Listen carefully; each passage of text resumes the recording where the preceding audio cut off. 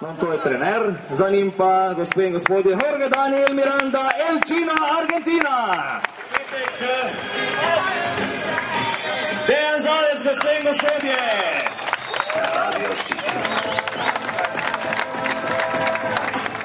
Dejan, kako pomembna je petkova borba za tvojo kariero? Definitivno zelo pomembna, čeprav nima nekega tistega prizvoka, da gre za nek naslov, da gre za nekaj pomembnega, ampak vendarle v bistvu ta borba, bom rekel, je nekako nehvaležna, konec koncev prinaša skoraj da nič, odnaša pa prav gotovo v primeru poraza vse. In kakšen nasprotnik je Miranda? Vemo, da imate neporavnane račune izpred 2 let.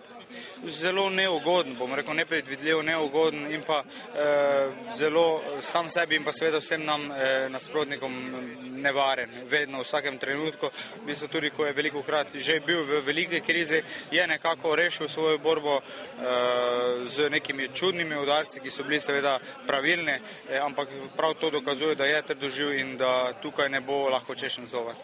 In kako si pripravljen na borbo? Zelo dobro, psihofizično mislim, da bolje ne bi moral biti v tem trenutku in moram reči, da se počutim dobro in tudi vzdušje v timu je zelo dobro, kar je ključnega pomena za petek.